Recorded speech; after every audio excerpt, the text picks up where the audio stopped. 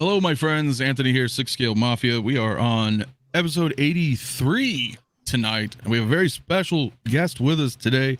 Please welcome Todd Stashwick. How are you, my friend? Thank you for coming tonight. Really good. Thanks for having me. It's amazing. It's such an opportunity to have you. Of course, Rob as well. How are you doing, my friend? I'm just basking in the love of Todd Stashwick. I mean, I don't think any popular culture figure has become more embraced in such a short period of time. It's fantastic. Now people need to see the greatness that is Deacon in 12 Monkeys. I'm very proud of that role.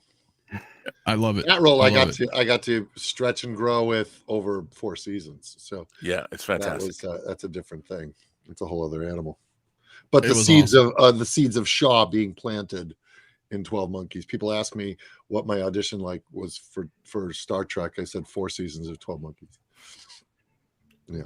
Has it given you, well, now we're in the middle of a strike, but did you get any bump in terms of auditions or things offered to you? Well, again, it's all over. Look, I've had you know what? Short answer, yes, it has. That's great. Yes, it has. Short answer is I have people responded really well to the show and to the character, and it did increase my visibility and therefore the exposure to my work and what I could possibly bring to a project was heightened humbly by that Star Trek event. So yeah, I'm happy. It was nice to see the studio too get really behind it. You know, they both for the premiere and for the end and the IMAX event, and that doesn't usually happen. That was really nuts. Incredible. Which was amazing, by the way, being able to see that. Were you at the IMAX? Yeah, here. I was just blown away. I mean, the success. I mean, you've always been a Star Trek fan, of course. Since I was 6. Wow. Since 74. Wow. Yeah. And so, I mean, do you feel like, is it a dream come true? Oh, of course. These are the things that I longed to do.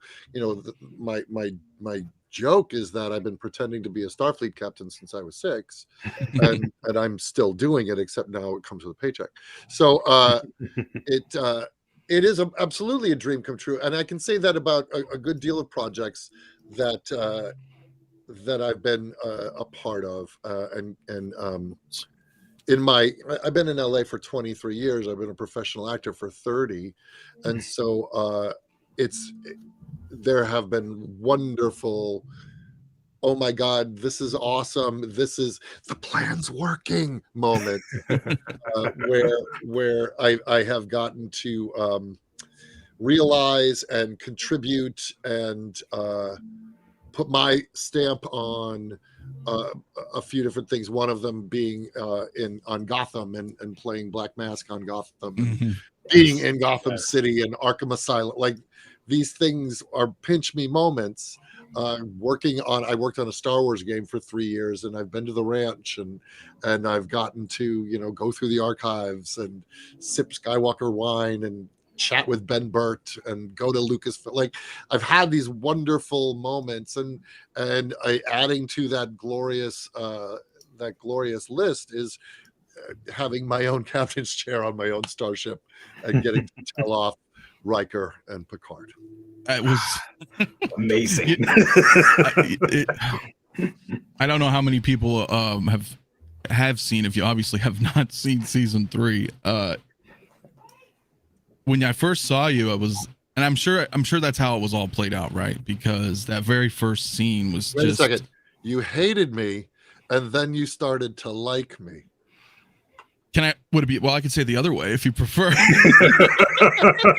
No, exactly. I mean, that was clearly. I mean, that was the whole idea behind everything, right? Like, we wanted to come in. It helps. It helps, especially with an arc of a character. Definitely is to go from not liking somebody to rooting for them. Ultimately, that was, I think, intended in the design of the character, whether you never know if you're going to achieve it. And you never know if the audience is going to come along for the ride that you're setting out for them. But it certainly was the design of the character was to go, who's this asshole? And then by the end go, oh my God, we're losing him. Yeah. Well, I think it was just the what caught me off guard as a viewer, which I'm sure most people these were the beloved characters, right? That's Picard, that's Riker, and then you're just kind of like, yeah, I don't care. How dare he deny them? Right. No, right. I mean, that's turned into a meme now. I mean, it's. I love it. It was yeah, it certainly was an auspicious entry into the franchise. It certainly was a declaration of independence, and not a character we've seen a lot of, and certainly I don't think it's certainly really full stop made people pay attention to him. Yes. And go, whether you loved him or hated him. Some people love the fact that he was giving them the what for.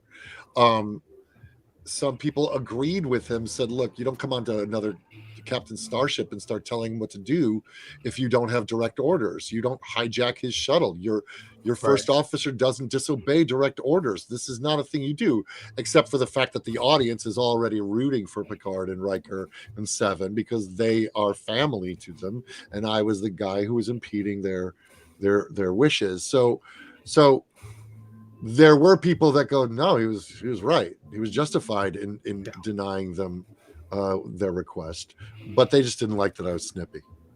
Yeah, it reminded me kind of Captain Jellicoe. Yeah. He's often compared to Jellicoe. Yeah, but I think he was right too. Yeah, I think you guys were both right. I mean, as far as as the story went, I mean, you don't want. Yeah. This is how you run it. This is how they do their stuff. But well, again, if this was an episode of Next Gen and somebody had come aboard the Enterprise and said, "We're taking your ship, Picard. We want to reroute it," and then if Riker had helped them steal a shuttle, Picard would be through the roof, and people would be going, "He's right." Mm-hmm. But again, the show isn't called Shaw. Oh, with that being said, what kind of things did you do to prepare for that role? To come on, take on that character like that? Yeah. Well, first off, read the scripts and heard the breakdown of what Terry was looking for from the role.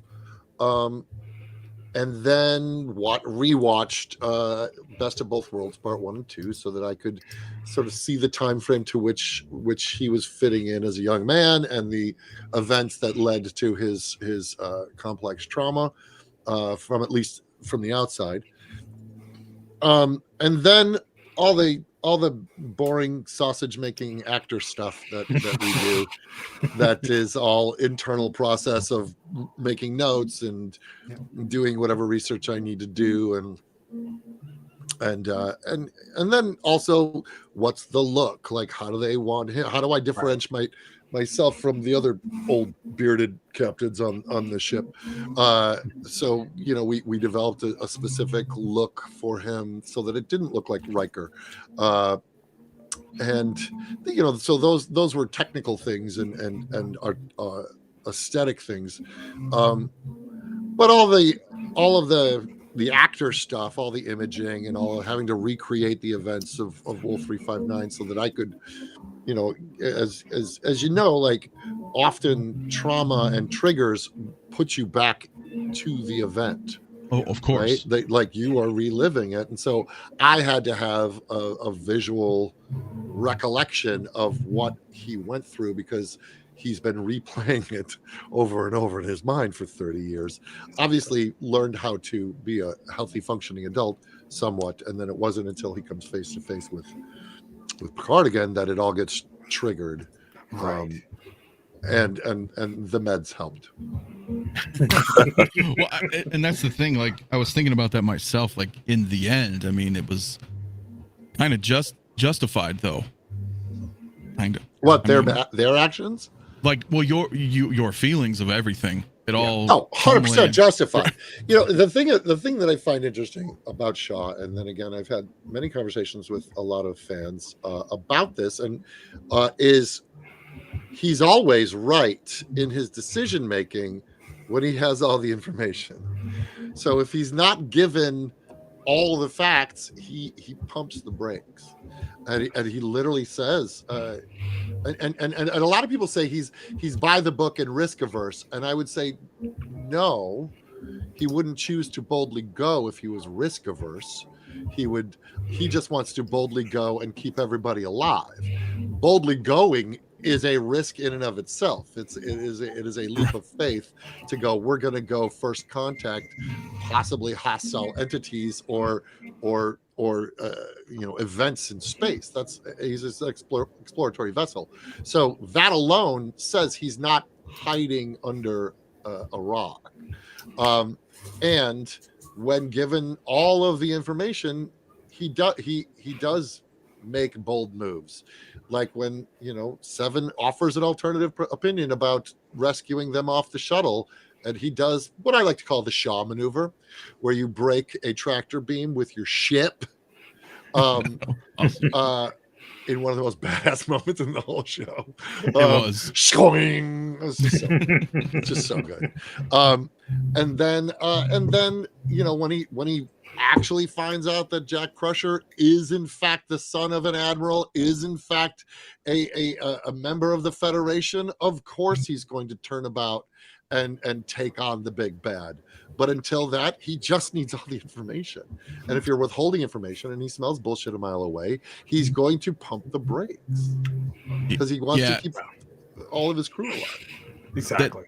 You exactly nailed it right there. Like exactly how you were saying it, because all you really said, once that reveal, like in episode 2, when Beverly comes on the bridge, gives Picard that look, and he says he's my son, and all, you just God damn it, like the word, because you know what that means. Not like I'm mad at it. It's just like, oh, I know what I have to do now. Yeah. There's no.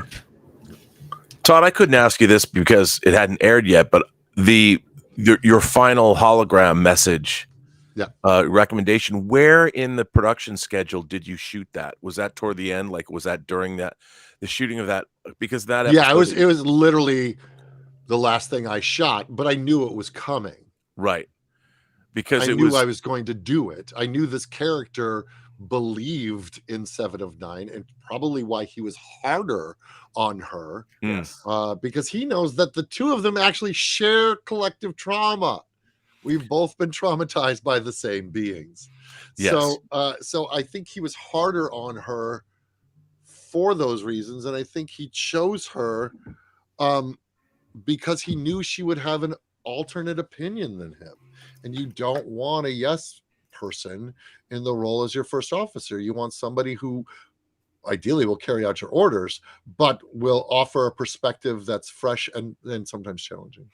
When you first were reading the scripts, did you know that tag was going to be there and what it meant for your character, and did that inform your performance, or was that something you didn't know until you're already into the shooting of the episodes?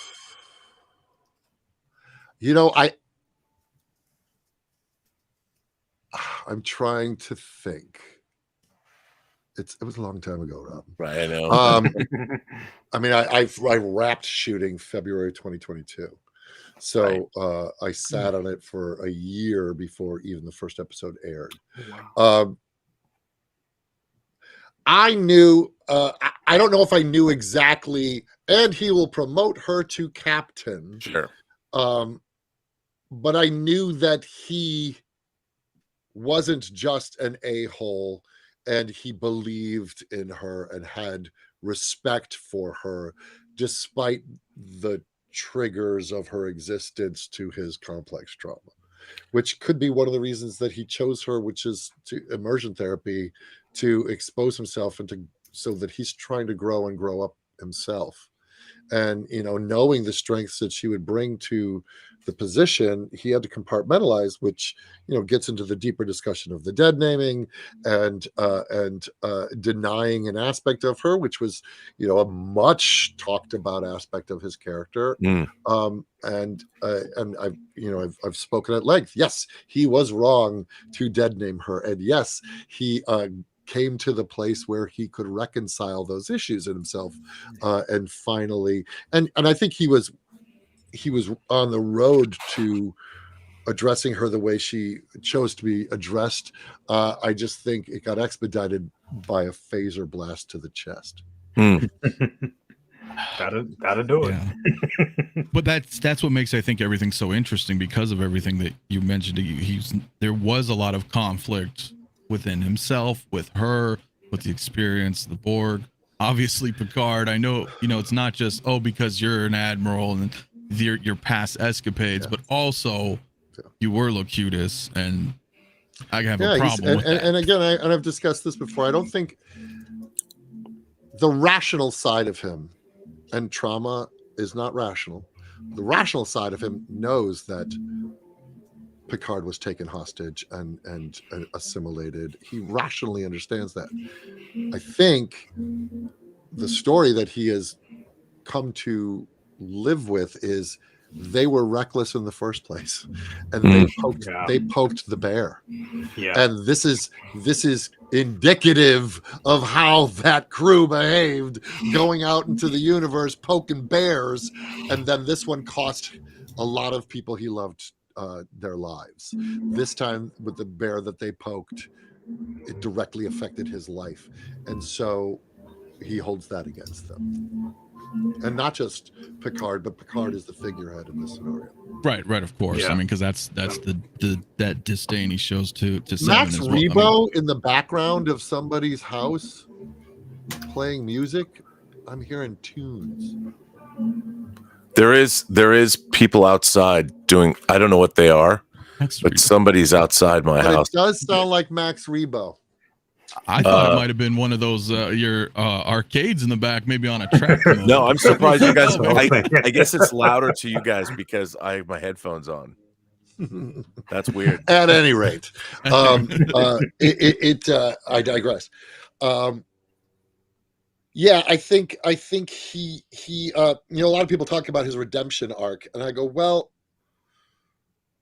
it's growth, but I don't think it's redemption, because I don't think he was bad. Right. I think he was a good captain, but he was flawed, and he grew through one of his flaws.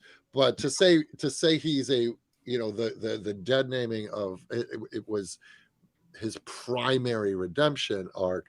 I think that was the fundamental conflict between him and Seven, and he grew to reconcile that. But he was a good captain. Yeah, already. He was just instantly a lot. Absolutely. I think by episode 2, I was starting to feel it.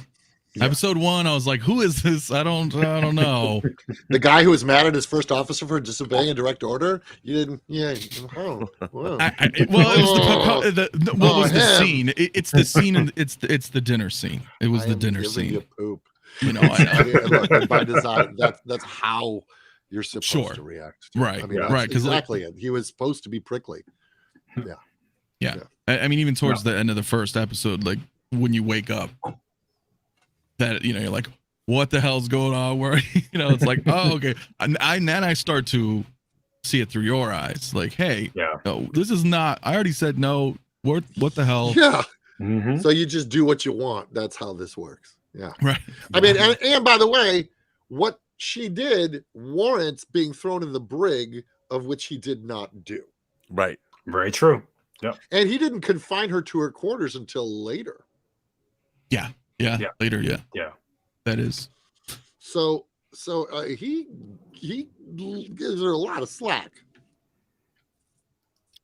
Yeah. No, that is true. I mean, because you could think about Picard. I mean, there were times he put Worf, a couple people, just like, nope, you're confined to quarters, this and that. I mean, maybe it wasn't as egregious as that, but even still, I mean, Yeah, I love that. And then I know with Rob, I mean, when we were talking prior, I know you wanted to say some things, but at first I was like, no, I don't know. I don't know if I'm digging. And then, like I said, after like episode 2, I'm like, okay, no, Shaw's really cool. I'm really, really digging him.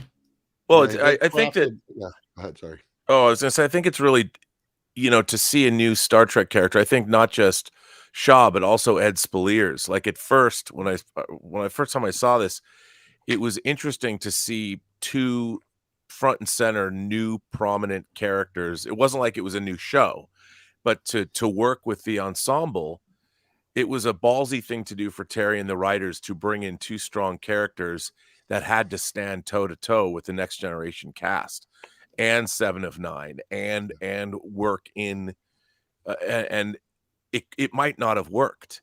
And because of your performance and because of 𝗕𝗘𝗖𝗢𝗢𝗢's performance and because of the writing, it really, really worked. And that's not an easy thing to do. And I think that in casting you and what everybody did, Terry and Matt and Christopher Monfett and all the and and of course Sean Tretta too.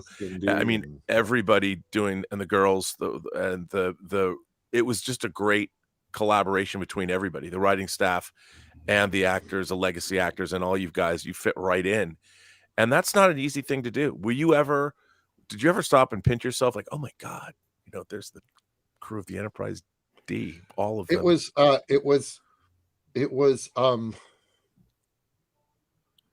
well, I want to address the first part of what you said, which is thank you. It was I'm glad it worked, and I'm always humbled and grateful that people responded so well to that salty bastard. I think it helped because the show was Picard and not the Next Generation, and we had 10 episodes with real estate to develop Ed, real estate to develop Shaw, and it wasn't, hey, let's put the Next Gen crew in episode 1 and they will take up all of the visual space and air in the room. But because the way he said, no, this is a season of Picard, and so this is about dilemmas facing Picard, whether it's Jack or Shaw, they directly affected Picard.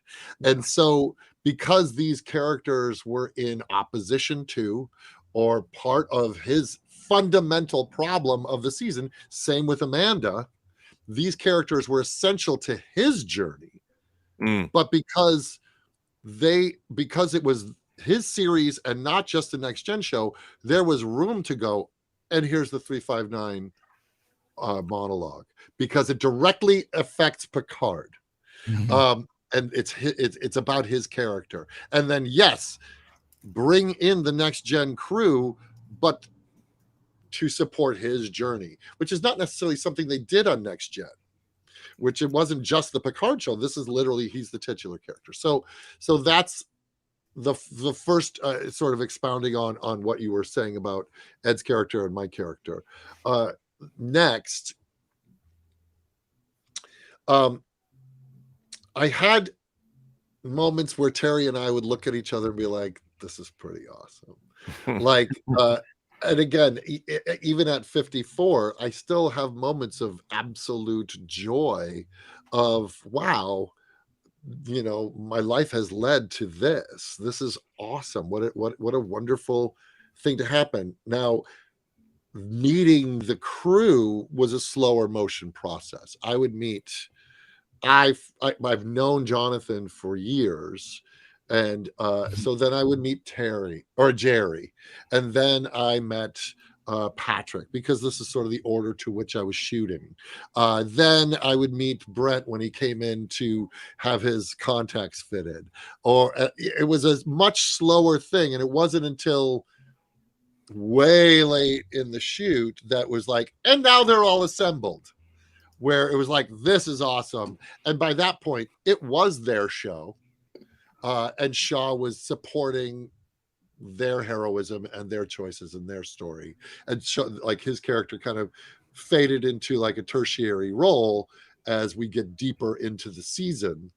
Like I think Shaw's Shaw's meat and potatoes are the first 4 episodes. Mhm. They're like their own movie. Yes. And so, and then you go, okay, now that we've satisfied you, now that ideally folks are on board with this guy, he's one of them. He is part of this crew who are going to hopefully save the galaxy.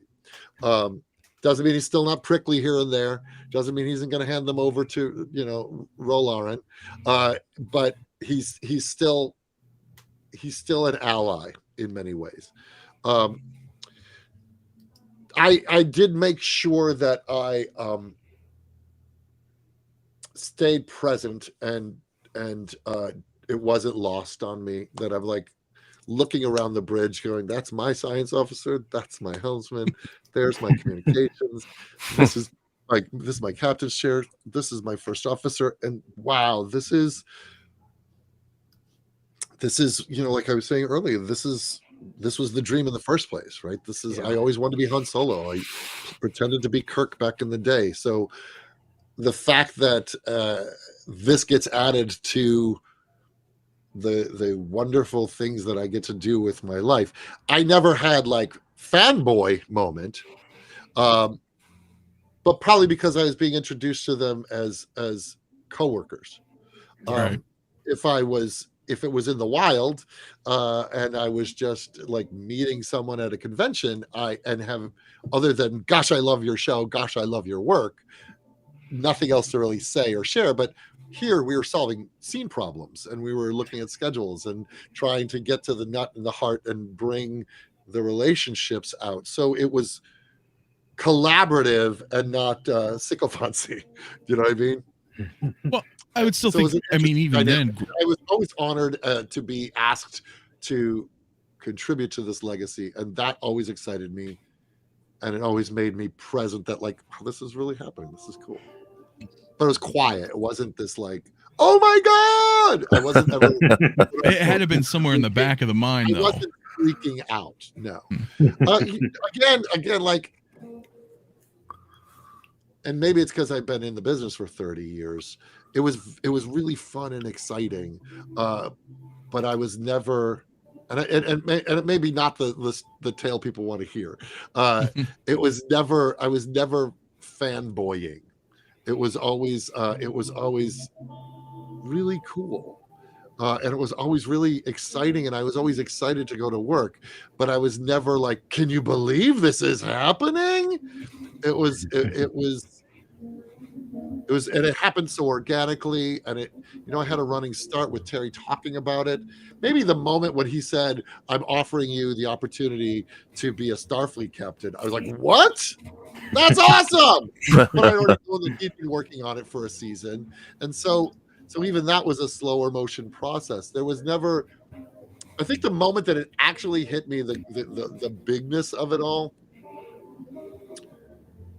that I got a little choked up, was when I walked into the Chinese and saw my uniform in a glass case.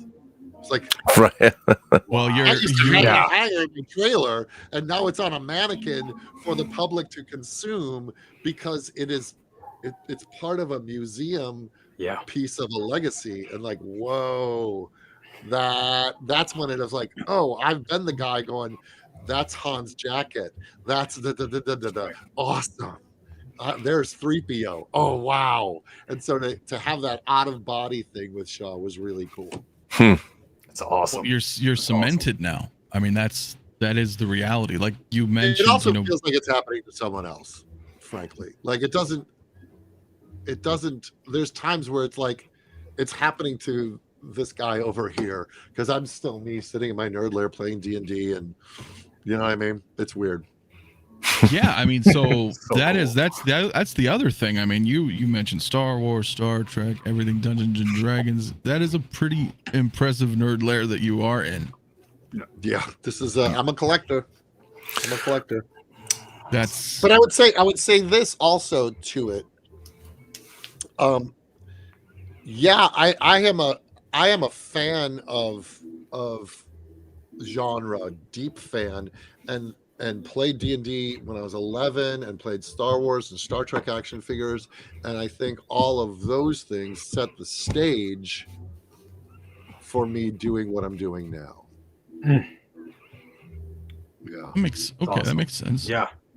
I do have real quick. I did get a tip coming in here from person with question. Do you think Shaw would have been flattered or annoyed that they changed the name of the Titan A to the Enterprise G? He would hate it. He would hate it. He doesn't. He got no love for the name of that ship. No, And he served on the Titan. He was part of the retrofit. Like, he's a grease monkey. He helped build that thing. And then they went and changed the name? No, he would, Yeah. he would hate it. I thought so too. I mean, I liked it as a viewer. Oh, I think it's cool storytelling. And I think it's cool storytelling that Shaw would hate it. Yeah. Well, that's what I meant. To me, I was a little indifferent. Like, on one hand, I was like, oh, cool. But then on the other hand, I was like, but it's the same thing. I'm like, well, it's the Titan. It was the Titan. It is the Titan. Yeah, but they've changed names of ships in the past. Sure. But the F was like there and gone, seemingly. My guess is it got destroyed in the attack. Right. It's funny. But you're right about that. Like, when you're saying that is because it was a 10-part, you can look at other characters like in TNG, like Shelby, like Jericho, and that's a one and done, or a 2-parter, one and done. There's no development, so it's hard for people to be like, oh, well, this guy was really amazing. But like, well, he was, cool in that episode, but they never get fleshed out like you did. Yeah. I think what I think is interesting, going back to one of the earlier points, is like, was I freaking out?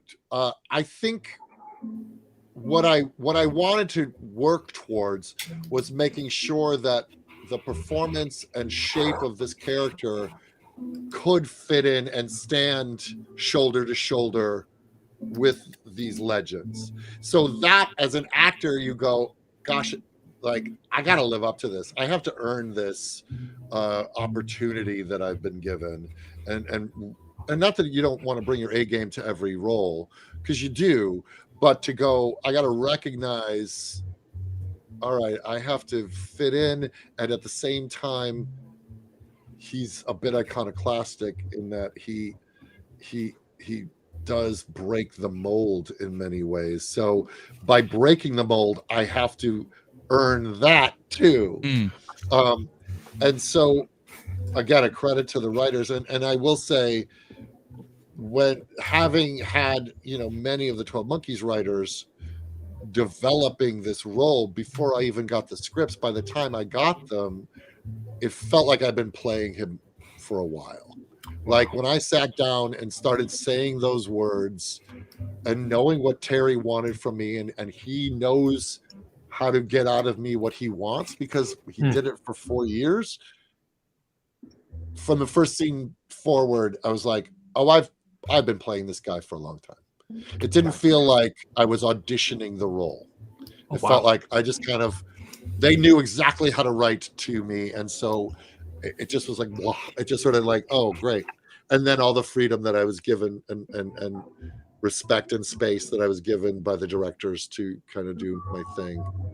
And then, those conversations. So yeah, it just felt real natural. Just once flowed. in a while, you're going to go. So again, it goes back to was I freaking out? I'm like, well, playing the role felt right. You know what I mean? That's good. Yeah. That makes, I could see that. Because, I mean, in my head, I was thinking, well, okay, because, you've been a Star Trek fan. So surely you grew up, during the times of TNG and watching that and seeing that weekly. And, now all of a sudden, wow, I'm here. But I get it, from an actor's perspective, you're like, okay, well, we're here. This is what we're doing. Yeah. Yeah. Like I said, I made sure to never take it for granted and to really delight in what I get to do for a living and what I get to do today for a living.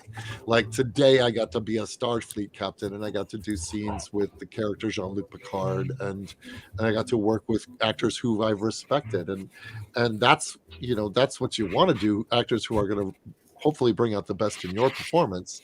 And you feel respected and trusted and you respect and trust them. because that nothing will kill the work faster than a lack of trust on a set. When you get self-conscious and you're not feeling like you can take risks and really bring to it. But everybody, they had been working with each other for so long, there was such an ease among them that, and then how Jerry Forward and Jonathan immediately made me feel like one of the family. And so I felt like, oh, I can do my thing. And so there was, like I said, when I would try on the moments when I would try on my suit and they would put on the badge, I'm like, this is awesome. But it was never like, I'm losing it. You know what I mean? Like, right. I mean, the composure is there, of course. I was always appreciative of the opportunity, and it was always exciting and fun, but it was never overwhelming or daunting or nervous. You know, a lot of people were like, oh, he was just acting like himself when he was losing it in front of Geordie. I'm like, well, actually, no, we had a lot of freedom to improvise, and you can't improvise if you're losing it. You have to be in the moment and grounded and play. And there was a lot of play going on in that scene. And LeVar is so chill and so cool to play with that I wasn't fanboying out. I was having a blast playing with an actor I have a lot of respect for. You know what I mean? Did you know how memeable the character was going to wind up being when you were doing it? Because of course, Rob. I mean, I have to say again, it's always interesting to see how memeable this character has become, because the way it's shown up everywhere. T-shirts. People have done. I keep waiting for the great crossover would be the Once Upon a Time in Hollywood where Leo DiCaprio's pointing, and then somebody must have done something with that, pointing at you. You know, when you can have meme crossovers. What's happened with the pointing is because, again, in the industry for 30 years, just kind of head down, just doing my work. I've done a lot of TV, and now people are going back now that they know me as Shaw, going, oh, you were the guy who was in Still Standing, or How I Met Your Mother, or Donald and Greg, or Law and Order, or Law and Order, or Law and Order.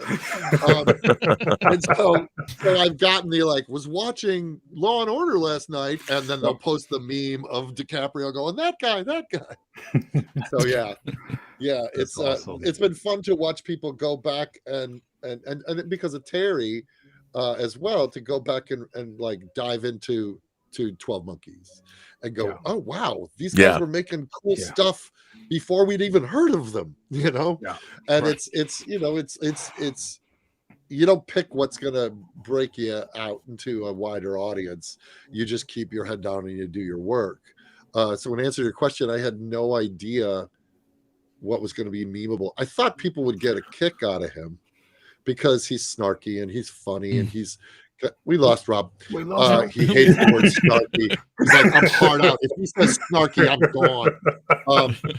But you don't know what's going to resonate with people. You hope that they enjoy your performance and are entertained or moved or whatever. Yeah. Exactly. And that kind of brings me to one other question. Because want to say I'm just a fan of your work, by the way. Thank you, the work, 12 Monkeys, everything you've done. You. You were on one of my. And Anthony knows this. Anthony and Rob knows this. I'm a big Supernatural fan. One of my favorite. You already know where I'm going with this. One of my favorite episodes. You playing Dracula. Oh my God! How fun was that to be? To work with those guys. The other show that I'm famous for saying no in. That's the other meme of me going no. Right. So let's start that I was already a fan of the show because it's right in my strike zone. Like classic rock, guys hunting monsters, like in a cool classic car. Like you had me at Carry On My Wayward Son.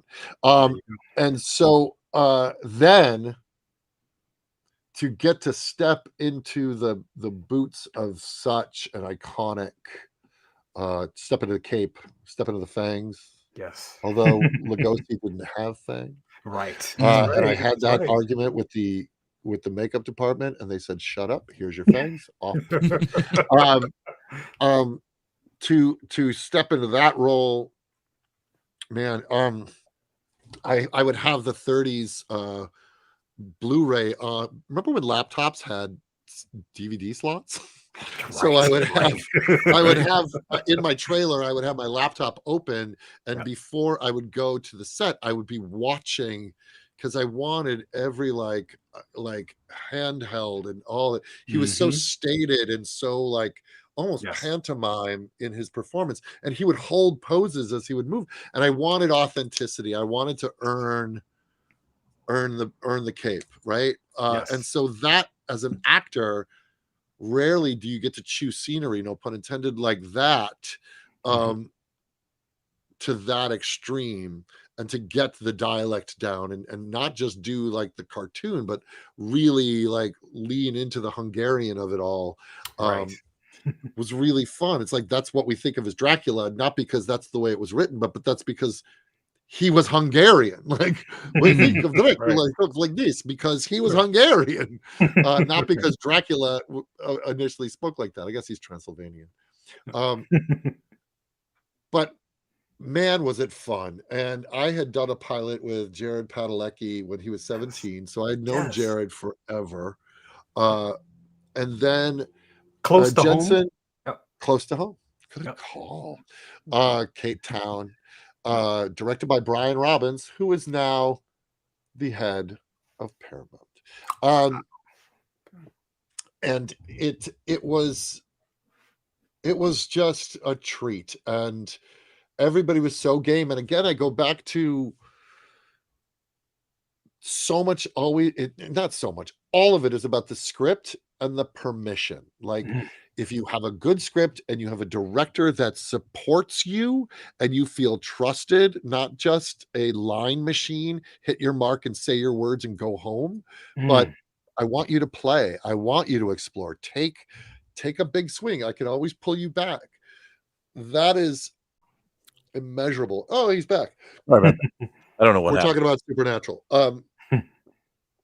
That was such a treat. And then to walk around those sets with the low-hanging fog, and to be able to flip a cape and do all of the grandeur and flourish. And then when you get inside the head of Bela Lugosi for 10 days of your life, you kind of see what a master he was. And you see like the craft and skill and the small choices in the largeness of the performance, but the small choices, when he would narrow his eyes, when he would talk, when he would ingratiate, and what small hand gestures he would do. It was such a treat to sink my teeth into. I like that. Very awesome. That's awesome. Welcome back, Rob. No, I don't know what happened. You know me with this app. It's just, but it was so weird. What can I say? I apologize. Right in the middle of you were answering my question, and I just bailed. You're like, all right. Oh, we were talking about the memeing of it all. That is never something you can plan for. No. All you can plan is hope to do your best and allow, and see where people react. It's like, I didn't get into this business for the memes, but they certainly have been a blast. It is certainly fun and funny. And I was joking that, there's 2 shows where I said the word no are the biggest memes that I've ever done. And that was Supernatural and Trek. And so it's just been funny. And they were how many years apart? Because that was 2008. Yeah, that was when I did Supernatural. Yeah. And, we haven't mentioned it yet, but you did play a dual role on Star Trek Enterprise. Well, he was the same guy. Well, yes, but you got to be a Romulan. But he was a sneaky Pete. He was. It was bangs or no bangs, bangs or no bangs. Yeah, that's how you tell the difference between a Romulan and a Vulcan. Bangs or no bangs. Yeah, that was fun too. And again, I thought that was going to be my one contribution to the Star Trek universe, and that was exciting in and of itself. I got to have a silver jumpsuit and carry a 𝗕𝗘𝗢𝗢. That was awesome. Oh yeah, but now it's interesting because I've heard a lot of actors over the years say, like, once they're in it, like with Star Trek, as like a recurring role. I mean, you're now set in stone, I think, for life. right? I mean, It's 30, 40 years from now. Jerry has talked about that. She said, when she first got a job on Voyager, they gave her a T-shirt that had the Delta and bars over it, and it said "Lifer." I've joked. I said there's two jobs. There's doing Star Trek and then having done Star Trek, and they are two entirely separate careers. One involves doing scenes with people and telling a story, and the other is being a steward of the legacy, and hopefully upholding those tenets of compassion and science and honor and tolerance, out into the world, and sharing the love of the show with the fans of the show, because I'm one of them. And someone's going to write the Titan novel. There's been a series of Titan novels where Riker's in command of the Titan, but that someone's going to write the Shaw 7 of 9.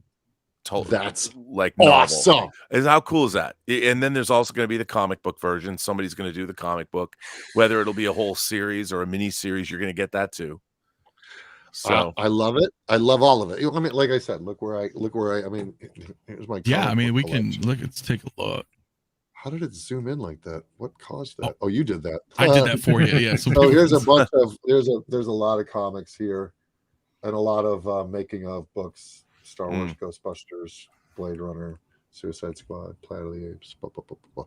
Yeah, I just love genre storytelling. I'm not the what do you call yourself? The Viceroy of Verisimilitude. I did not call myself that. Somebody else did. We don't name ourselves. Our names find us. Yeah.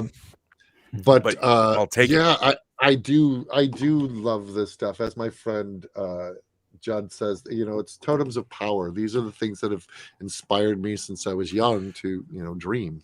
I feel the same way. I mean, yes. People ask, well, what's the fascination with all of it? And I think, especially when it comes to action figures, what I've told people is that anything that warrants an action figure, that was somebody, that was a writer, that was an artist, that was an actor, that was a costume designer, that's the culmination of many different disciplines coming together to create characters that people cared about enough to translate into a different form that you could put it up on a shelf or something, and it would sort of imbue that creativity with power, where it lives beyond. It's a totem, right? Yeah, It's like my joy of how Star Wars makes me feel, how Star Trek makes me feel, and what it brought to me as a young man and as an adult.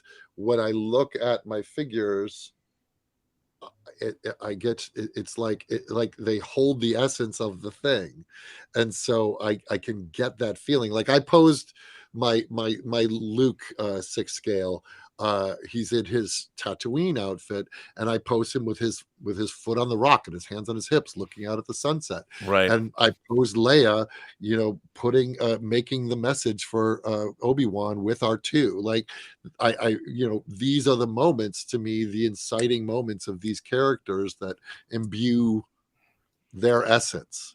I have a whole case in here, a lot of Force Awakens in here. Inside, I have a whole Joker case, I have a whole Batman case, and I have a whole Star Wars case inside. And then I got the big ones. I got my Swamp Thing, and I got my Joker on the pogo stick.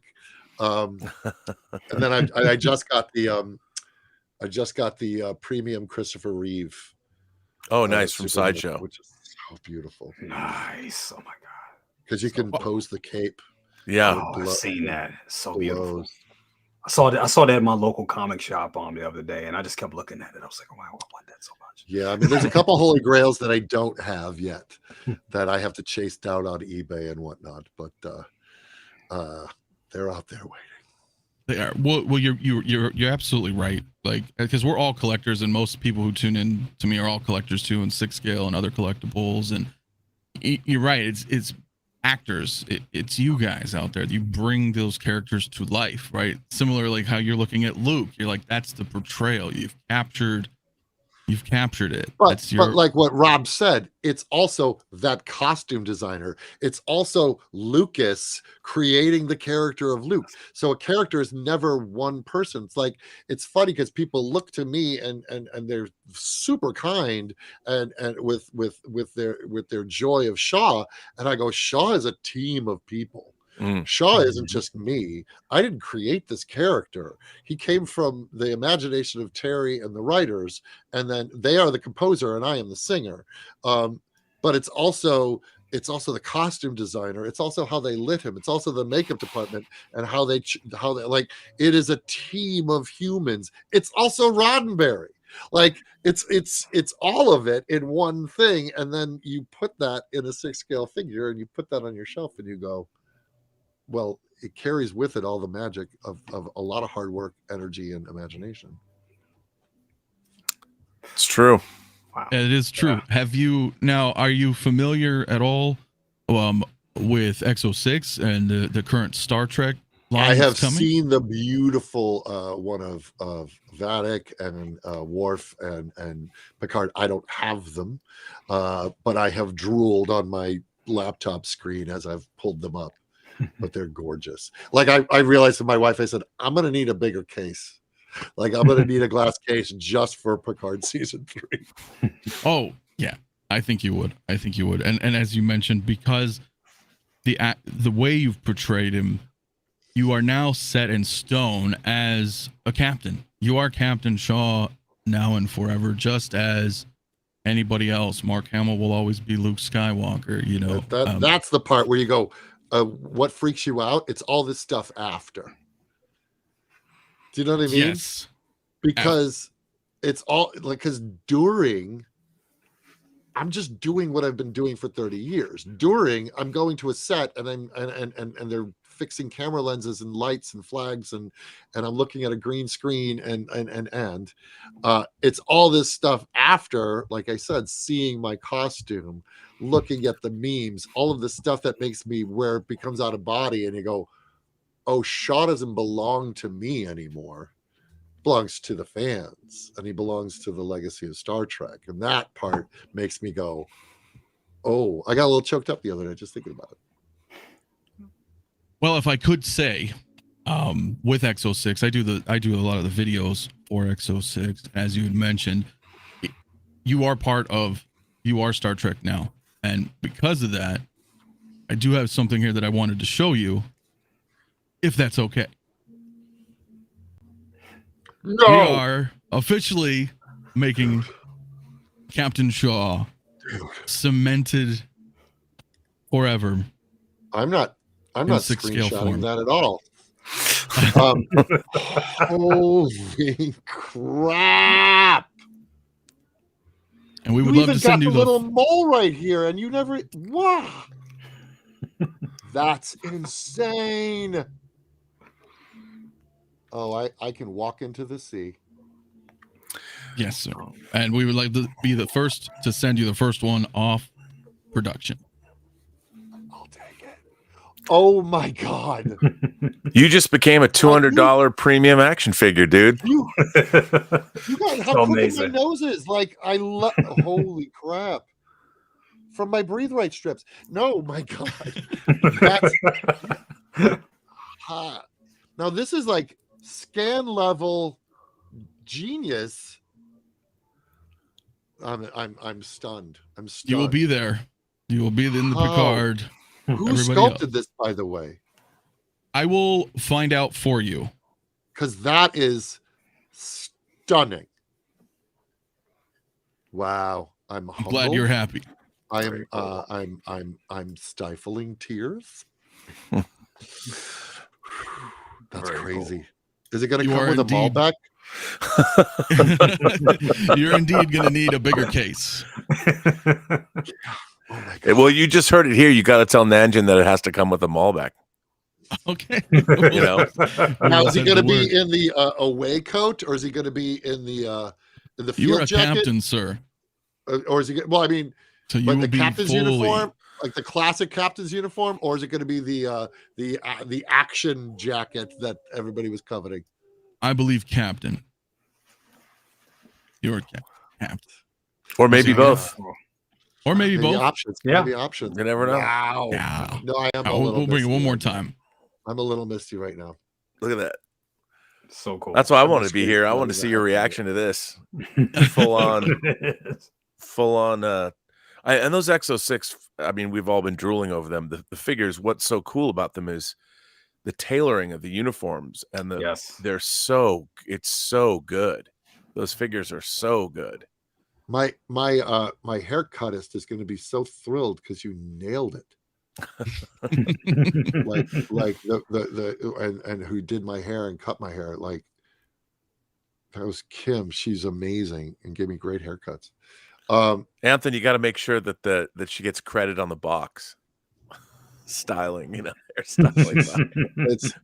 There will be to clarify, there'll be both away and standard outfits.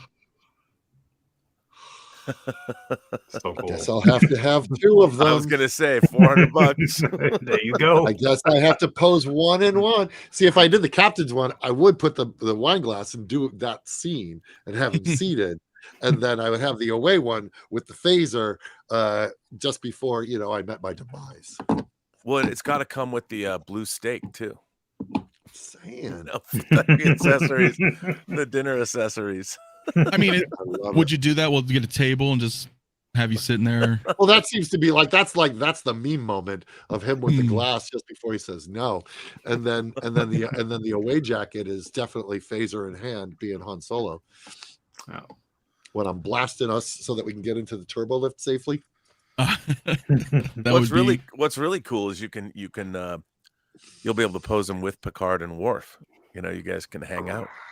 Yeah. Are you guys making 7?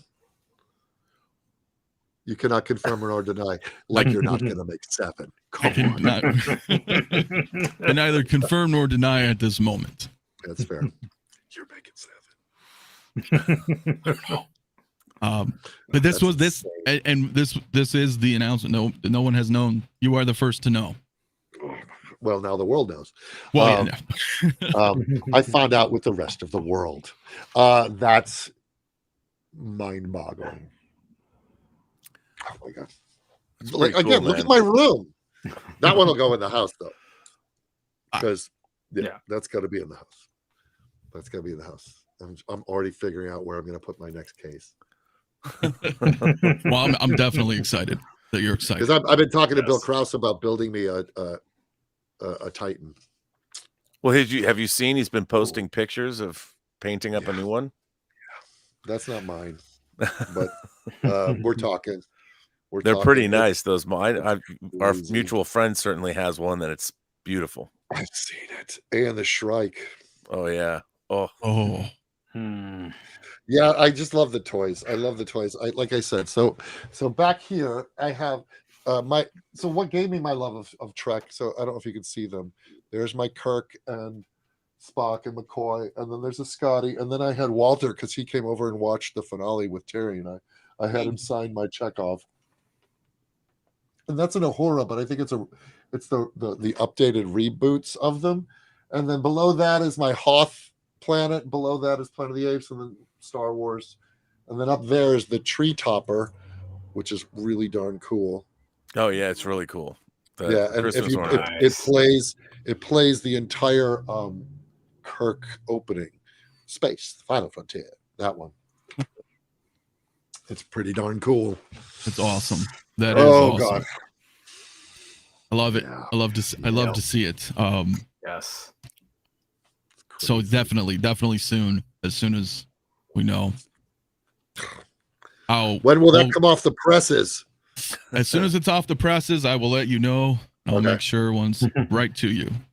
And they've been doing pretty fast. It's not like Hot Toys where you wait 2 years. I mean, they announce it and you can get it.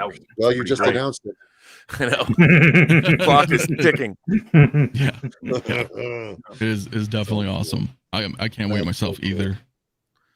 That's exciting. Yeah. I know. Just I love it. Your reaction. I'm glad. Well, I've emptied my wallet for 6-scale figures. Like I said, I don't have any of the Trek ones that I see over your shoulder. Yeah, those But, are all the Exo sticks. They're so great. Yeah, they're beautiful. So good. I have a lot of hot toys and sideshow, but and some Tweeterhead, but they're more statues. Yeah. Right. Yeah. Tweeterhead, yeah. Ones. I have some classic Batman villain Tweeterheads. I have Nice. Romero, and I have the Frank Gorshin one. Not easy to find. Had to find it through a guy in Italy. Oh wow. Wow. But it is spectacular, and we want to add the Julie Newmar Tweeterhead to that. Nice. Because Batman is my other big. Batman and the Joker are my other big loves. Nice. I have the Tweeterhead 6-scale statue of Superman. Oh, that's the only one I have, but I love that one, and he has the swap out head, with the 90s kind of mullet style going on. Nice. I love that. That is so awesome. Very cool. Great. Dude. Yeah, I mean, I don't know if you being a fan of both, but like for me, I have a little bit of Voyager here, and I don't know if no one's really caught it yet, but I have Grogu right there with the doctor scanning it, which I thought was just kind of fun. That's the fun of it, right? That's like our imagination, and we get to play with. This is why we collect. The memories that we grew up with and having fun. Yeah, I mean. Yeah, I have a whole Boba Fett shelf over there, and I have like there was the animated one from the holiday special. There's the statues and Funkos of that, and then I have a sideshow, and then I have just different versions. There's the samurai Boba Fett figure that I think that's really cool. Yeah, that's a nice one. Real nice one. Or is that? I want to say Kobayashi, but that's not what 𝗕𝗘𝗢𝗖𝗢𝗢. 𝗕𝗘𝗢𝗢. Yeah. Kobayashi Maru. Right? I love that. That's awesome. That is. Can I repost that picture now that yeah. And if you'd like, I'll later on I'll go ahead and clip some. I can send some of these as well. Yeah. I'd like. I got you. That's going on the Instas. Yeah, for sure. When I am curious. I know I'm still reveling over the whole situation, but I know you're a big D&D fan. How long have you been playing? I'm curious. Or DMing. I mean, it's wild what you've done. It's a much more circuitous route. When I was a boy, I started playing when I was 11, 1979. I started playing in 79 with my cousin and like neighborhood kids, leading into junior high school. And I started the D&D club in my junior high. I would go to camp up in Lake Geneva, which is where TSR was founded, and there was a store called the Dungeon, which was their hobby shop. And I would walk from the camp to the Dungeon, which is owned by Gary Gygax, and we would buy our minis there. There's, he could have been in the shop at the time, and I wouldn't have known it because I didn't know what he looked like. He was just this legendary figure. Then by around 12, 13, so I played hard for like 3 years, and so around 82, I went to a different camp, and all the counselors convinced me that it was the work of Satan. And I came back spooked as an imaginative kid that I was, and got rid of all my stuff. Never looked back for 30 some years. Then I was at an audition. Actor by the name of Abraham Ben Ruby.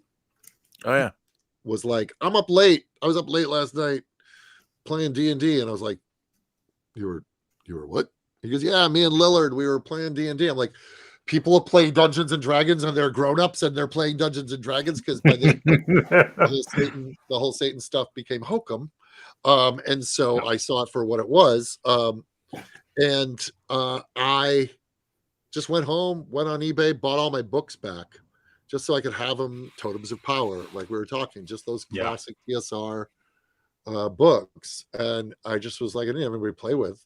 I just was looking at all the old drawings, all the Errol Otis, all the Larry Elmore, all that art. I was just like, oh, just made me feel good. It put me into that place of imagination and joy that I felt when I was 11. And then around 2015, I was like, enough is enough. I want to play D&D again. My buddy Yuri Lowenthal, who plays Spider-Man in the Spider-Man games, he's Peter Parker. He's the greatest guy.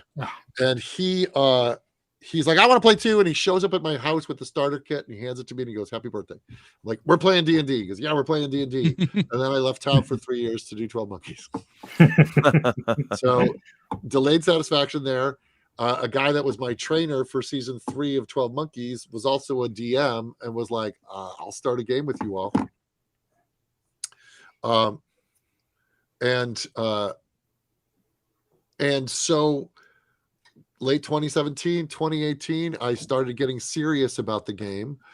Midway through playing as a player in that game, my daughter was like, what are you doing, Dad? She was 11 at the time. And I'm like, I'm playing Dungeons and Dragons.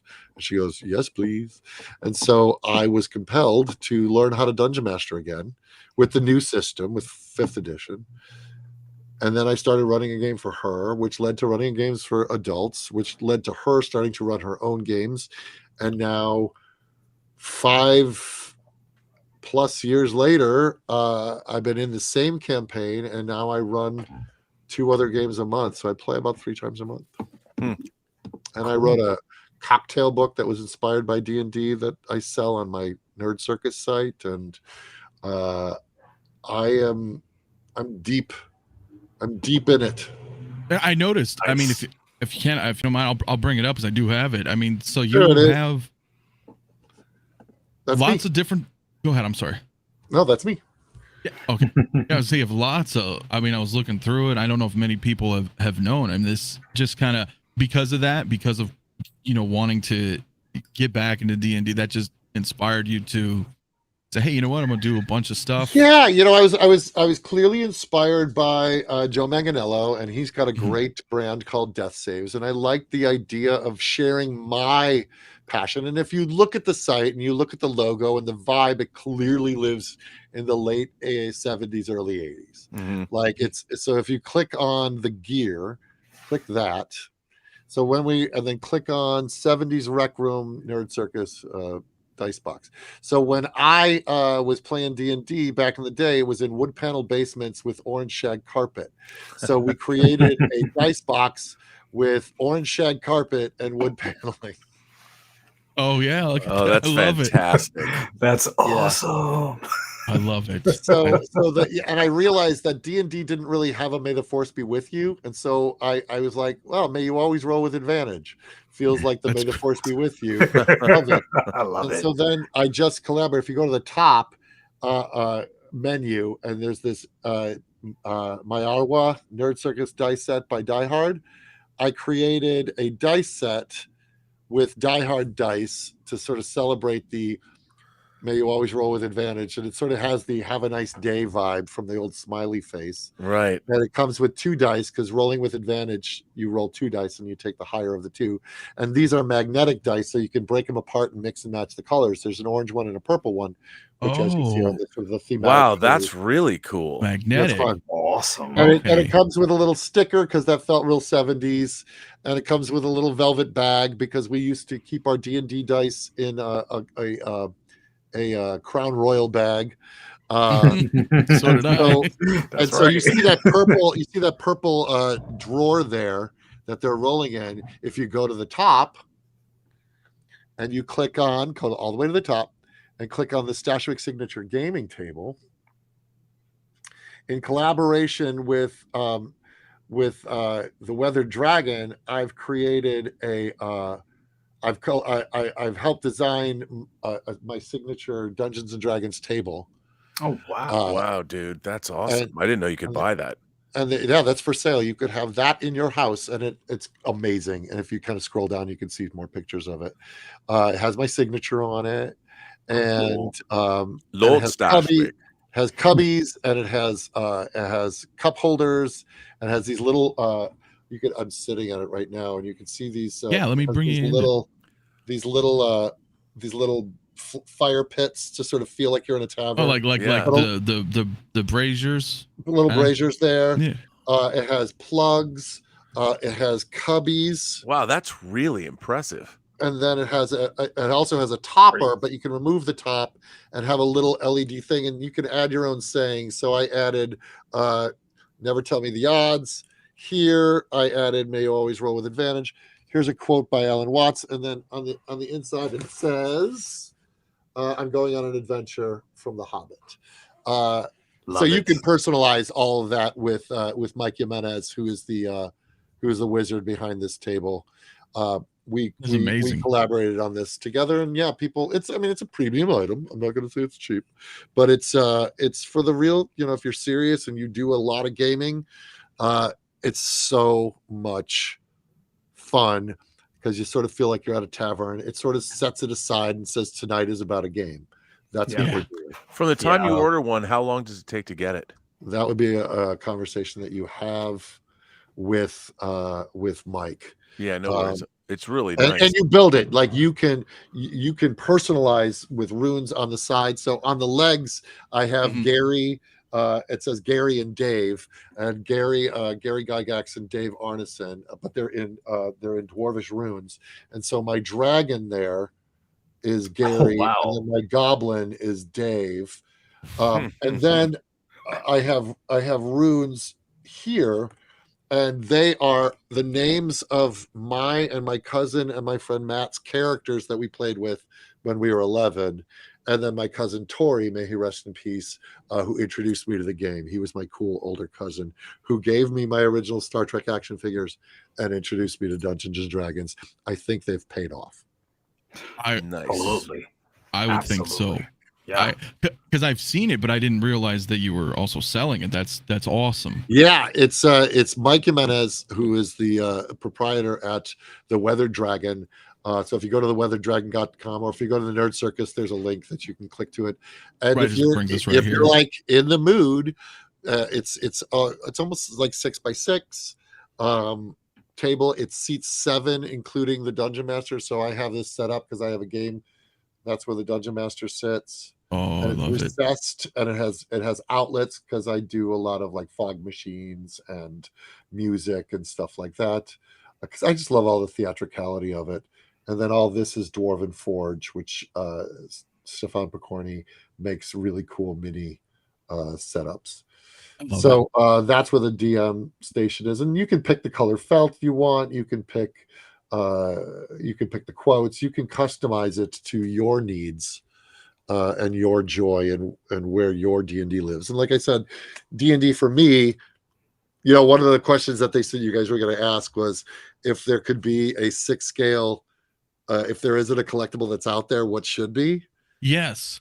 I want somebody, and I'm sure it's tied up in rights, but somebody to do the Rankin and Bass Hobbit characters. All that those would be great, like Bilbo and Thorin and Gollum, like Brother Theodore's frog like Gollum, and John Huston's Gandalf. I would love 6 scale figures of all of those, and I don't know who has the rights, but it might be because Weta might. It might, maybe. That's a really great idea, though. So you would sell them. Yeah. Or even, adventure the world. Well, I think even a lot of Forgotten Realms stuff like Elemenster or Drizzt, all that. I think that would be really cool, right? I mean, I haven't seen. Yeah, I mean, I like if you took 1977 and distilled it, you go, well, that's Todd Stashwick. like that is me in it. So it's Atari, D&D, the Rankin and Bass Hobbit. There was one little space show that premiered then, some movie. Anyway, I forget. Yeah, it's hard to remember. And Smokey and the Bandit, like all of that was 1977.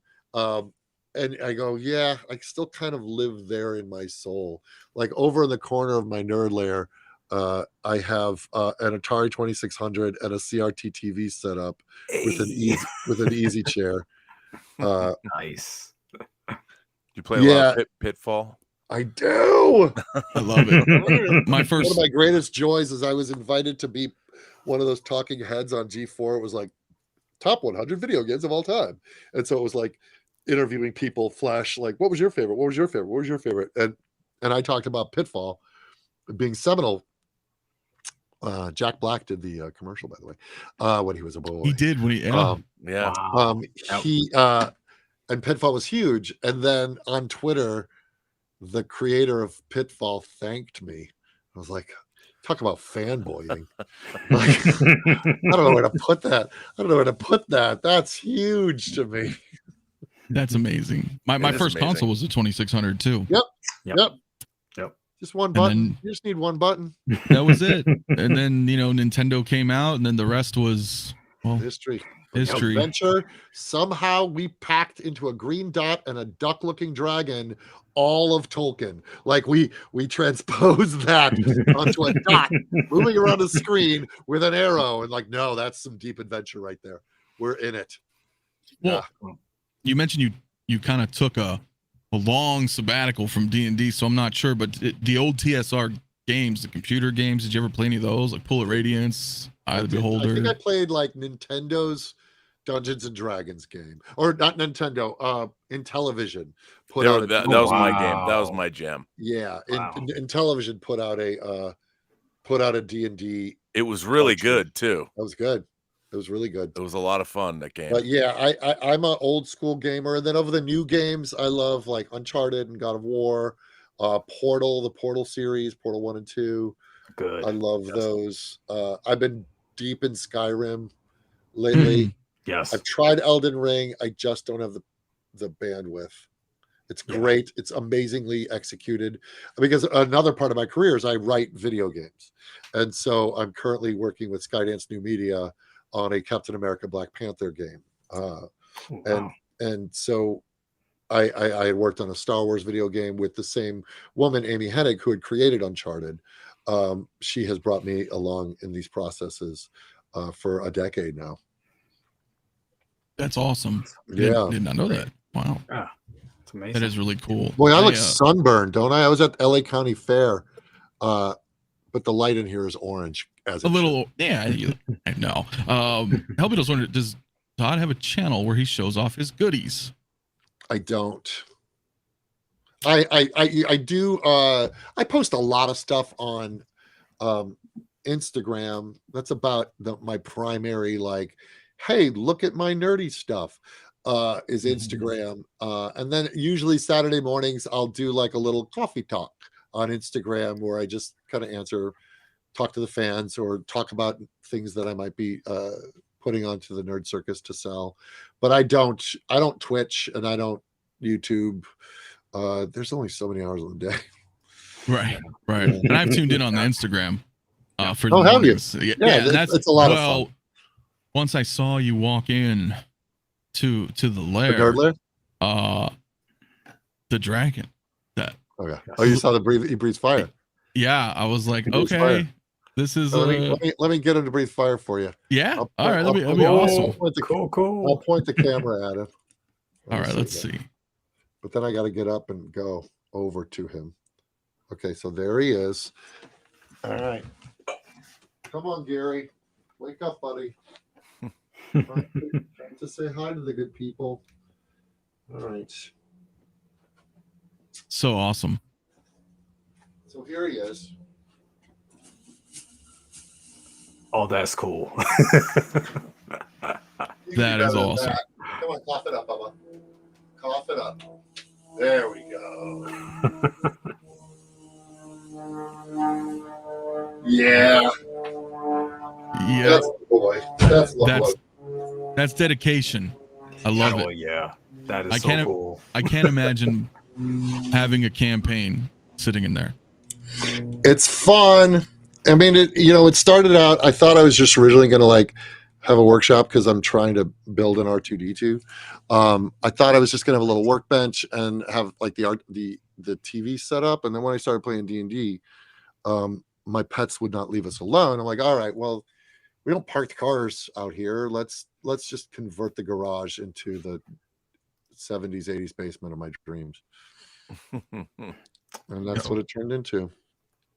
I love it. And you're right though. And I didn't even realize that when you're talking about all the merch, that is everything. That is everything that encompasses you and what you grew up with, the touches and the colors and I'm like, Yeah, I'm and kind of like that with the 80s. My So- son. Well, it's a little 70s and 80s. My Mhm. son designed. I mean, because I was born in '68, so every decade marks a chunk of my life. So, like, perfectly. In that, like, I was 2 years old by the time the '70s began. So from 2 to 10, were the '70s. From 10 to 20 were the '80s. So junior high school, and college were the '80s. And so those were very formative years, but I started playing D&D and Star Wars action figures late '70s. So those, like, late '70s, early '80s kind of blur into each other for me. And like, my son designed these '𝗕𝗘𝗢𝗡 glasses that I wanted to feel like those old Burger King glasses. They're on the site. And so we created, because I created a cocktail book, I wanted to have glasses to put the cocktails in. And so my son created these really cool glasses on the site. And remember those old, like, Star Wars Burger King glasses? Yeah. Oh yeah, With that vibe. Yes. those were great with the way they were etched. We recreated that vibe. There they are. We recreated that vibe on the 𝗕𝗘𝗢𝗡 glasses. I love that. Nice. Oh, So yeah, I fun. And remember that's the having nerd those. layer. So he created the nerd layer. There's me with my hat, the little nerd circus guy, and then actually my dogs are in it, and the Atari's in it. So a lot of the things that are in the nerd circus They're all are okay here. on Yeah. the glass. That's There's the awesome. Atari. There's the fridge. There's an arcade machine. My son, like I said, he's a and if you go to the front of that, there's a little tribute to D&D. At the other side, scroll the other way. There you go. There's me. Oh, there we go. Marching into a fun house, kind of a nod to the original TSR player's handbook. Yeah. With flaming D20s. I wanted that old Coney Island circus vibe. So we put it on a glass. And he designed all that. He drew all of this. Yeah, my boy did that. Amazing. Yeah, that is awesome. Super fun. Very awesome. Super fun. And it's just, again, it's a celebration of the things that I love, like the things that move me and my totems of power.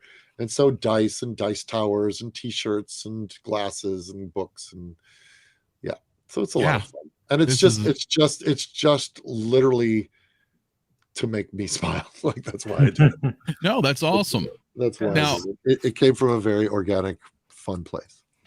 For those that don't know, this Mystic Libations, what is this? So Mystic Libations, if you go up, you can click on Mystic Libations. So Brandon Cleeley, who is he was a former Imagineer. He helped do the art direction for Trader Sam's, and he works in amusement parks and whatnot. He's a big Tiki guy. He was also a big 12 Monkeys fan, and during the lockdown he was like, hey, my wife and I love 12 Monkeys, and we see that you're a nerd, and would you want to chat on he goes by Trader Brandon, and he has a website of merch called traderbrandon.com. And so I get on and I start talking with him, and we're having a blast. That art is by an artist named Julia Madalena, and she's fantastic. Love it. Yeah, that looks great. And so we just started talking, and we had a great time with our little interview. And he's a gamer. He plays Fireball Island and a lot of 80s games, but he'd never played D&D. And so I was like, well, we're all playing on Zoom anyway. Let's play D&D. And so I taught him how to play D&D, and he would jump in games with me. And then we started creating cocktails for the games.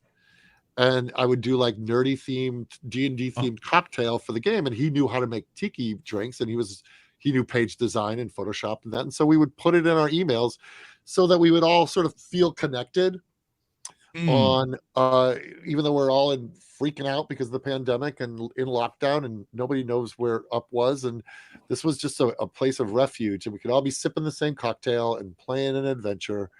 and it was about fellowship. And so after about 5 or 6 of these, I was like, I think we're on to something. Yeah. And the Venn diagram of people who drink cocktails and play D&D is a perfect circle. So we were like, I think let's kickstart something. And so we kickstarted the book. We ended up raising enough to do a 5,000 printing, and pre-sold 1,000 copies, and we make them available on my website and his website, self-published. Julia and Madalena did those as well.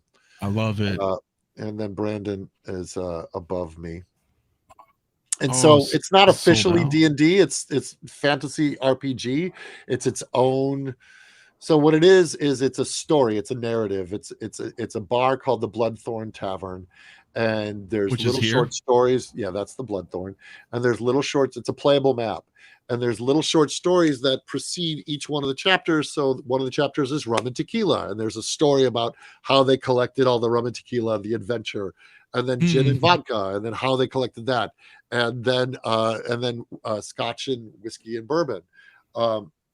And at the very back. And then it all leads up to an actual playable one shot at the back of the book. So it is a game book, and it is a cocktail book.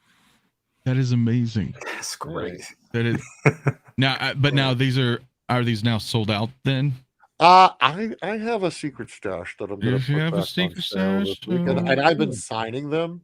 Ooh, So nice. it takes a little longer to go out because I have to unwrap each one and sign each one. And I'm a one-man band over here, unless I enlist the help of a 15-year-old girl who actually beautifully, willingly helps me to pack them up. But it is when I think about the days back when Gygax used to pack the D&D boxes in his kitchen in the house in Lake Geneva, and I'm like, that's cool. Like just the mom and pop of it all. I'm a one-man band with the Nerd Circus, and I sell these books. We're running out, so we're looking for a potential publisher to try and take it to the next level, because we have an idea for book 2, and we want to build it out. We like, it is characters that we've fallen in love with, and a world that we've fallen in love with that we could turn into something potentially. But yeah, there's still books for sale, and yeah. Yep, definitely. I That's appreciate it. I also Yes. I love the character the profile page. You got your strength, everything. Yeah, so there are alignment. NPCs. There's actual bardic subclass that was created by my buddy David Nett, who's my DM. It's called an arcane mixologist, an arcane mixter, and so it is a bartending bard class, and you make magic cocktails, and they work, and you can actually play them in the game. That's awesome. And there's playable maps, and there's a playable story for the one shot that's at the back of the book, and it's done really well. We were really proud of it, and people have I see people will make the cocktails, and they'll take pictures of them, and they'll tag us, and they'll put them up. Yeah. I had not seen anything like it in the marketplace, so I wanted to put it out there. I think it's awesome because I've been playing D&D forever. Yeah. Whether it was pen and paper or back to PC games, Baldur's Gate, Neverwinter Nights. I mean, You're in it to win it. Yeah, yep, in it to win it. I mean, Traveler and Boot Hill, man. I bleed for it. I bleed. Oh for yeah, There you go. Wow. dude, I love it. That is so awesome. Yeah, so guys in the chat, I put the link in the description, of course, as well in the videos for everybody to check out, because that is amazing. So you can get the glasses right now, and you can get T-shirts right now, and you can get the dice box, and you can get the Die Hard dice. I haven't put the next. I have a little secret stash that I just got to. I will post that, so the book will be available probably by the weekend. By this weekend, I will be able to I have a very small, limited amount of the book that I will be able to put up for sale this week. Nice. Now, so I'm assuming you've watched Stranger Things. Yeah, I love it. Big fan. Love it. Man, that last season was so freaking good. It was so good. Yes, it was. That one scene with her with the Kate Bush and the running up the hill, and Yes. Like that is television, genre television at its best, where you don't know how it's going to go. Yes. You don't know how it could have gone either way. Yes. It was so moment to moment and emotional, and that's a franchise I would love to do. Oh, well, I mean, we've got. Well, I don't know. I would love to do. I would love to still be one on, more season. I would love to be on Stranger Things. You heard it here, Hollywood. Get to work. That would be. I just met David Harbour at the Calgary convention. Yeah, nice guy. Nice, lovely, yeah. Lovely guy. I just watched his architectural digest of his apartment, his house. That's fun. Yeah. It was his flat. It's really nice. Very well done. Very tasteful. Mm. Yeah. Well, I mean, and Jay, you kind of brought this up because I didn't even think about that, but you were mentioning because of Stranger Things. Yeah, just you're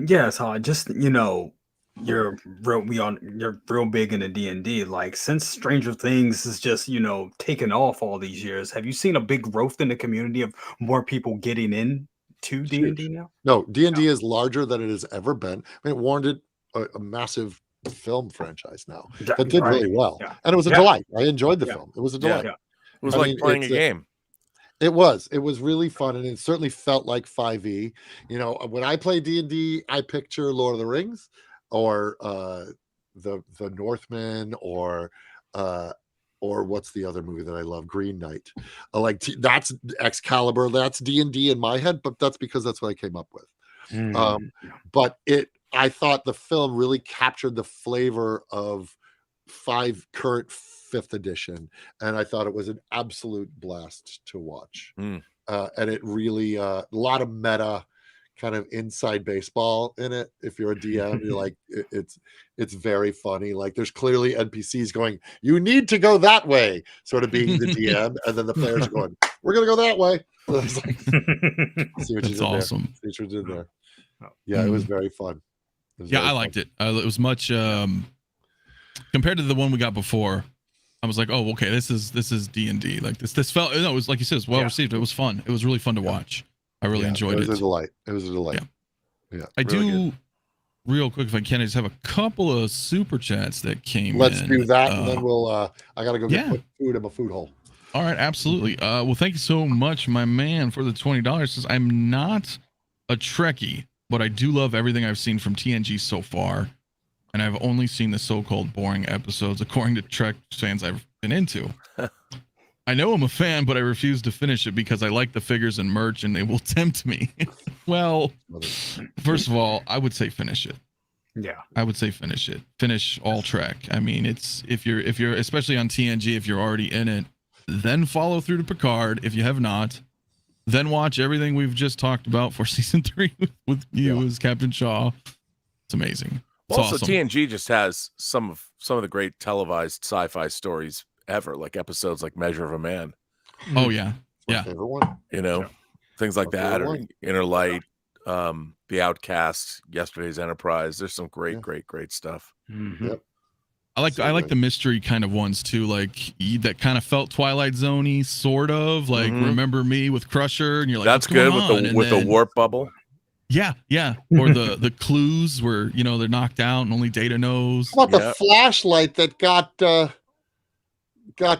Troy pregnant? The Child. That's the Child. first. Weird. That's the first episode. Second Two. season. Yeah, two. season Evolution so was 3. You know what's So really weird and interesting wonderful. about that episode, The Child, the flashlight? That here for all of you trivia-minded people, that episode was actually written for the Star Trek Phase 2 television series they were going to make in the 70s before they greenlit Star Trek the Motion Picture. And because the writer's strike was on back when they did the second season, they took that script because it had already been written. So Paramount already owned it. And that was one of 2 of the original Phase 2 scripts that saw the light of day. The second was Devil's Due. That's bonkers. Yeah. So now that we're in a writer's strike now. Yep. Back in 88. I literally 35 watched years Devil's ago. Due last night. That's cool. Yeah, that was With the other Audra. one. That was with Audra. That was written by that's 𝗕𝗘𝗢𝗠𝗘 Johnson, right? Or no, that wasn't 𝗕𝗘𝗢𝗠𝗘 Johnson. That was No, that she was in The Perfect Mate. Yeah, she's Perfect Mate. I Funky Johnson, forgot Perfect who the actress was for that. Yeah, but she was great. She was great. It was awesome. No, Yeah. I loved all of that. Just But we'll saying go through real hi. quick. Tom Jr. Jackson, thank you so much, my man. So just saying hi to all you and showing support. Aw. Appreciate, of course. Again with Mike, also thank you so much, my man. Such a great conversation. Thank you. Thanks, Mike. Thank you. We have Hoth's hometown hero. Thank you so much, my man, as well. Says, what is your favorite part of being in Mayans? Ooh. Well, not being hung upside down and shot. You see actors like upside down, like Tobey Maguire, Spider-Man. That's not pleasant. Bodies aren't meant to be inverted. But you do what you do for your craft. The favorite part was working with the actors. They're just so cool. And Sean Tretta was one of the writers on the show, and so it was cool. And then I think the coolest thing was meeting 𝗕𝗓𝗓𝗔𝗓𝗔𝗓𝗓, Commander Adama. Yeah. Oh, Yes. I would Yes. show you something. But That was the coolest thing. yeah. I'm a huge I'll- Battlestar fan. Yeah. One I and the was same. I was up for the role of 𝗕𝗓𝗓𝗓. Really? Wow. That traitorous piece Wow. of garbage doesn't deserve a And then trial. I got to work with him. I got to work with James on 12 Monkeys. Nice. Oh, awesome. Yeah. I am. It's so we have here. I'm in Phoenix, and I think next week or two, we have our fan fest. Now it's like our Comic-Con over here, and it blows my mind that it's already 20 years. It's the 20th Battlestar. Oh, Ronald Battlestar? Moore That's Battlestar, crazy. and we've got a bunch of them coming for a I panel. love it. I love it. That's so fun. I've worked with Trisha. I've worked with Grace Park. I've worked with James Callis. Was there any? Oh, and Kate Vernon. Mm. Yeah. So I've had the opportunity to work with all these lovely battles, and they like like me talking about 12 Monkeys. They'll talk about Battlestar. They love talking about it because it meant so much to them, and they were aware while they were doing it of what a cool project they were a part of. Oh yeah, yeah. So I have the Blu-ray box set, right, of Me all too. 4 seasons, and so you know how big it's pretty decent Yep. size, right? Yep. So I went 2015, 2016. With the Katie Cylon head? Sackhoff. Let me. You know what? I'll the just figure. grab it. I'll just grab it. It's right here. That was an interesting engineering thing. The box where you lift it up the top and then you pull the things out and they're kind of the fanned. Yes. The discs. It was a good Yep. set. Yep. It was. It was a good set. Yeah, you should get the Blu-rays of Next Gen because there's the extended version of Measure of Man in it. I have them. Oh, you do? Well, there you go. Yeah. So I have. Oh no, I have a different one. Yeah, I do Okay. too. Yeah. This one. So got the Mary Cylon. McDonald signed it. I had her sign it in my name, of course, because Nice. this is something I'll never get rid Oh, of. and Michael Hogan worked on 12 Monkeys. Yep. Oh, With yeah. me. I had a blast work with Hogan. So we have Katie Sackhoff Nice. there. Who I've not met yet.